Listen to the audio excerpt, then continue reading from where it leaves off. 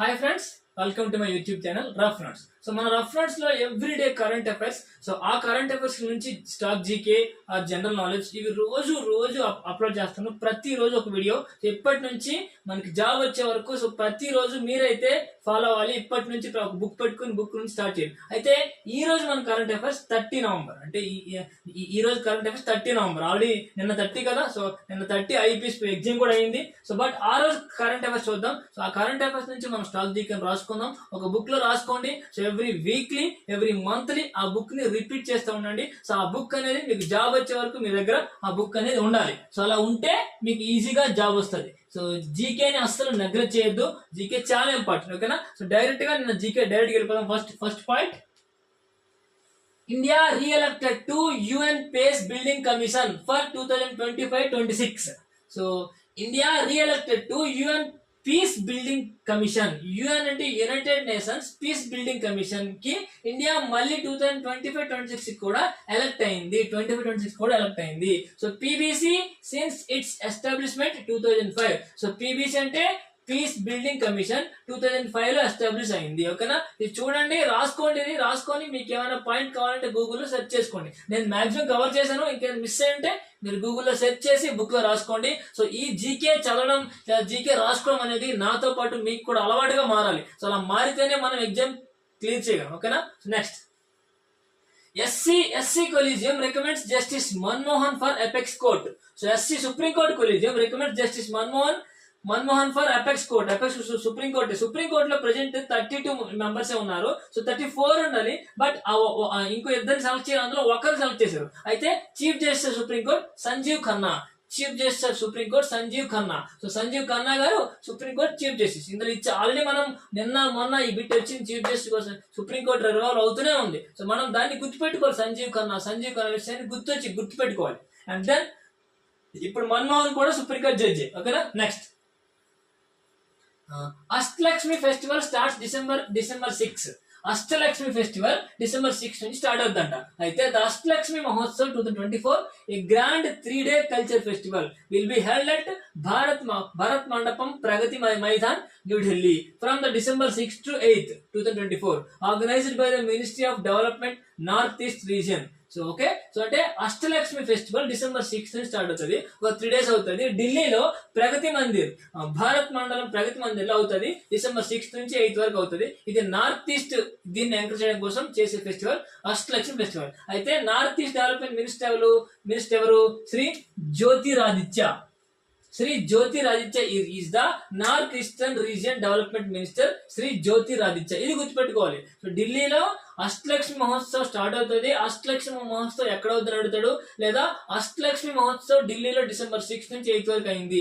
అయితే అది ఏ ministry conduct చేసిందని అడుగుతాడు. ఏ ministry? North east development region ministry. ఆ నార్త్ ఈస్ట్ డెవలప్మెంట్ మినిస్ట్రీ ఎవరు అంటారు? సో జ్యోతిరాదిత్య. సో ఇలాంటివి మనం తెలుసుకోవాలి, గుర్తుపెట్టుకోవాలి, ఓకేనా? Next question, Australia bars under 16 from social media. అంటే బార్స్ అంటే తీసేసింది, డినే చేసింది, ఎలో చేయలేదు, యాక్సెస్ ఆపేసింది అని అర్థం. సో అంటే ఆస్ట్రేలియా అండర్ 16 ఉన్న వాళ్ళకి సోషల్ మీడియా ప్లాట్ఫామ్ యాక్సెస్ ఆపేసింది. మీరు సోషల్ మీడియా యూజ్ చేయకూడదని చెప్పింది. టిక్ టాక్, ఫేస్బుక్, ట్విట్టర్, వీళ్ళందరూ అండర్ 16 ఉంటే యూజ్ చేయకూడదు. సో కాదు కూడా యూజ్ చేస్తే $50 million fine.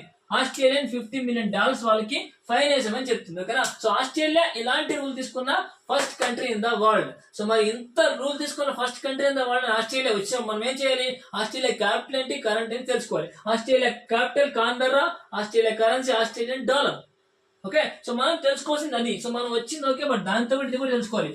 World first country to ban the social media of the students or the people who are below the 16 years age. 16 years age complete కాకపోతే నువ్వు social media use చేయకూడదు. So Twitter, Facebook, so TikTok content use చేయకూడదు. చేస్తే $50 million Australian dollars fine. $50 million Australian dollars fine, ఓకేనా? Australian capital Canberra, currency Australian dollar. Next, Jaishankar opens Indian embassy new chancellor in Italy.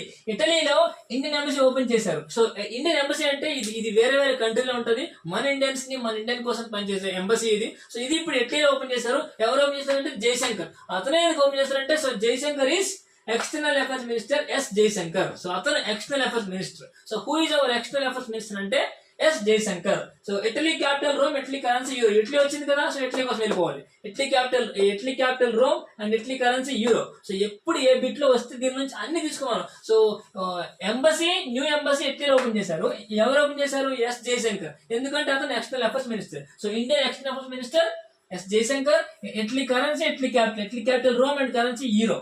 ఓకేనా? So next one. France too features prominently at 30th Kolkata International Film Festival Awards. So Kolkata International Film Festival Awards 30th నుంచి December 30 నుంచి నిన్నటి నుంచే so France start చేస్తారు. 30th Kolkata international ఇది festival ని France start చేస్తుంది. Next ICG host 12th సారెక్స్ 2024 of Kochi Coast లో Indian coast guard host సరెక్స్ 2024 ని కొచ్చిలో ఇచ్చేస్తున్నారు. ఈ సరెక్స్ 2024 కొచ్చి, ఇది గుర్తుపెట్టుకోవాలి. Next Gujarat Gharchola handicraft gets GI recognition, global identification recognition. So Gujarat లో గర్చోలా హ్యాండీక్రాఫ్ట్ అనేది జిఐ రికగ్నిషన్ వచ్చింది. గుజరాత్ లో గర్చోలా హ్యాండీక్రాఫ్ట్ కి జిఐ రికగ్నిషన్ వచ్చింది. So president during the GI and beyond విశస్త్రాసే వికాస్ తక్ విరాసత్ సే వికాస్ తక్ అనే ట్యాగ్ లైన్ అది. సో ప్రోగ్రామ్ ఢిల్లీలో అయింది. సో ఈ ప్రోగ్రామ్ లో సో మన గుజరాత్ లో ఉన్న గర్చోలా హ్యాండీక్రాఫ్ట్ కి జిఐ ట్యాగ్ వచ్చింది. ఓకేనా? సో అయితే ఇప్పుడు ఏంటి, గుజరాత్ సీఎం భూపేంద్ర పటేల్, గుజరాత్ గవర్నర్ ఆచార్య దేవవ్రత్. ఓకే, సో ఇది మనం నేర్చుకోవాల్సింది. సో గుజరాత్ లో ఉన్నదానికి జిఐ ట్యాగ్ వచ్చింది. దానికి గర్చోలా హ్యాండీక్రాఫ్ట్, అది గుర్తుపెట్టుకోవాలి. గుజరాత్ లో గర్చోలా హ్యాండీక్రాఫ్ట్ కి జిఐ ట్యాగ్ వచ్చింది. ఇలాంటి జిఐ ట్యాగులు ఉన్నాయి. జిఐ ట్యాగులు కొన్ని వాటికి ఇస్తారు. జిఐ ట్యాగ్ అంటే సో రేర్, ఆ ప్లేస్ కి మాత్రమే చెందిందని చెప్పి. వెస్ట్ బెంగాల్ రసగుల్లాకి ఇచ్చారు జిఐ ట్యాగ్. సో అలాంటి జిఐ ట్యాగ్స్ కొన్ని వాటికి ఇచ్చారన్నమాట. సో అది జిఐ ట్యాగ్స్ ఇచ్చింది. అందులో మనకి ఇప్పుడు గర్చోలా హ్యాండీక్రాఫ్ట్ ఫ్రమ్ గుజరాత్ కి ఇచ్చారు జిఐ ట్యాగ్. ఆ ఢిల్లీలో మీటింగ్ అక్కడ ఇచ్చారు GI tag. And India secures 98 million ADB loan to enhance horticulture health. ఇండియాలో హార్టికల్చర్ హెల్త్ కోసం ఏషియన్ డెవలప్మెంట్ బ్యాంక్ నుంచి $98 million లోన్ ఇండియా తీసుకుంది. సో $98 million లోను హార్టికల్చర్ డెవలప్మెంట్ కోసం ఏషియన్ బ్యాంక్ నుంచి ఇండియా తీసుకుంది. అయితే ఏషియన్ బ్యాంక్ హెడ్ క్వార్టర్ ఎక్కడ ఉంది? మనీలా, ఫిలిప్పీన్స్ లో ఉంది. ఏషియన్ బ్యాంక్ హెడ్ క్వార్టర్ ఎక్కడ ఉంది? Manila, Philippines. సో ఇది కూడా ఒక స్టాక్ జీకేనే. సో ఇలా దీన్ని మనం చదువుకోవాలి. Next PM Modi launches Bhima Sakhi Yojana in Haryana on 9th December. So 9th December నాడు పిఎం మోడీ లాంచ్ చేస్తారు. ఏంటి? భీమా సఖీ యోజన. ఈ భీమా సఖీ యోజన అంటే ఏంటంటే empowering the women through life insurance jobs. అంటే ఇన్సూరెన్స్ ఏజెంట్ గా, ఎల్ఐసి ఏజెంట్స్ గా లేడీస్ కి జాబ్స్ ఇచ్చి సో వాళ్ళ లైఫ్ ని ఎంపవర్ చేయడమే దీని యొక్క ముఖ్య ఉద్దేశం. ఏంటది? భీమా సఖీ యోజన యొక్క ముఖ్య ఉద్దేశం. చూడండి, empowering women by creating job opportunity in the insurance sector. Women will become agent of life insurance corporation, LIC. So ఎల్ఐసిలో ఏజెంట్ లాగా ఇచ్చి సో వాళ్ళ ఎంపవరింగ్ కి తోడ్పడడానికి కోసం క్యాంపెయిన్ ఏంటంటే భీమా సఖీ యోజన. ఈ క్యాంపెయిన్ గుర్తుపెట్టుకోవాలి. భీమా సఖీ యోజన ఎందుకు అని? Bima Sakhi Yojana empowering womens through creating the jobs in insurance industry. So Bima Sakhi Yojana. భీమా అంటే ఇన్సూరెన్స్, సో సఖీ అంటే లేడీస్, యోజన అంటే వాళ్ళని ఇచ్చేయడం కోసం, వాళ్ళని బాగు చేయడం కోసం. సో ఈ name itself explain everything. Next हमारा संविधान हमारा समन पोर्टल లాంచ్ చేశారు. So Indian government of India हमारा संविधान हमारा समन పోర్టల్ ని లాంచ్ చేశారు. Okay, next government issues 1.4 million Ayushman cards to citizens age 70+. So 70+ age ఉన్న వాళ్ళకి ఈ ఆయుష్మాన్ కార్డ్ ఇచ్చింది. ఎన్ని ఇచ్చిందంట? 1.4 million ఆయుష్మాన్ కార్డ్స్ రీసెంట్ గా ఇచ్చింది government of India. Okay, so electric propulsion pact sign by India and UK. India and UK electric propulsion pact ని sign చేసుకున్నాయి. So India and UK. Okay, 1.4 Ayushman cards and హమారా సంవిధాన్ హమారా సమన్ అనే portal. Okay, next day remembrance of all victims of chemical warfare. So chemical warfare victims remember day 30th November. Chemical warfare లో చాలా మంది చనిపోయారు. So వాళ్ళ remember day 30th November every year celebrate చేసుకుంటూ ఉంటారు, వాళ్ళని గుర్తు చేసుకుంటూ. సో కెమికల్ వార్ఫేర్ లో చనిపోయిన వాళ్ళని గుర్తు చేసుకుంటూ so 30th November was celebrated as a chemical welfare victims of remembrance of all victims of chemical welfare. Okay, international jaguar day 2024. Date, history and significance of November 29.